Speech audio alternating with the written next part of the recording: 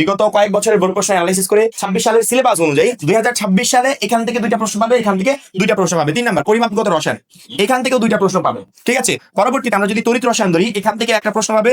অর্থনৈতিক রসায়ন ধরি, এখান থেকে একটা প্রশ্ন পাবে। আমাদের প্রশ্ন হলো কয়টা? 2টা, 4টা, 6টা, 7টা, 8টা। এখন এই 8টা সেশনাল প্রশ্ন এই কয়টা চ্যাপ্টার থেকে আসবে? অর্থাৎ 5টা চ্যাপ্টার থেকে আসবে 8টা, কোনটা থেকে 2টা আসবে, কোনটা থেকে একটা আসবে, সেটা বলেই দিলাম। এইবার আসি আমরা মেইন টপিকে। অনেক বছরে দেখেছি এই অর্থনীতি মানে বিগত কয়েক বছরে আমাদের এই চ্যাপ্টারটা তেমন একটা ছিল না, যেখান থেকে প্রশ্ন তেমন একটা হয় নাই। এখন 4 নাম্বার এবং 5 নাম্বার অধ্যায়ের 4 এবং 5 নাম্বার অধ্যায়ের ভিতর থেকে যদি একটা প্রশ্ন হয়, অর্থাৎ 2টা প্রশ্ন না হয় যদি একটা প্রশ্ন হয়, তাহলে জৈব রসায়ন এই অধ্যায় থেকে 3টা প্রশ্ন পাবে।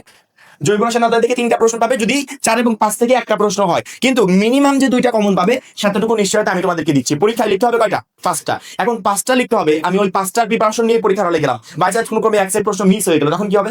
এই জন্য পরীক্ষায় 6টা কমন আসবে, সেরকম প্রিপারেশন নিয়ে পরীক্ষার হলে যাবো, যাতে ওইখান থেকে আমি 5টার অ্যান্সার বেছে বুঝে ইজিলি করতে পারি। ঠিক আছে, এখন 6টা সেট সৃজনশীল প্রশ্ন কমন পাওয়ার জন্য আমার 1, 2, 3 নাম্বার এই 3টা অধ্যায় পড়লে যথেষ্ট।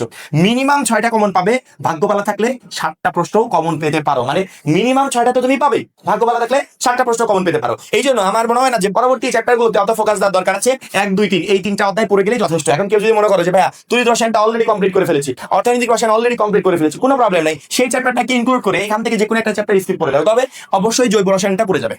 কেন করে যাবে? এই অধ্যায় থেকে অনেকগুলো প্রশ্ন হবে, তুমি এই চ্যাপ্টারটা সুন্দর করে কমপ্লিট করে গেলে, এই চ্যাপ্টারের খুঁটিনাটি সবকিছু কমপ্লিট করে গেলে, এখান থেকে 2টা বা 3টা যে কয়টা প্রশ্ন আসুক তুমি ইজিলি অ্যান্সার করতে পারবে। সবথেকে বেটার হয় রসায়ন দ্বিতীয় পত্রের জন্য 1, 2, 3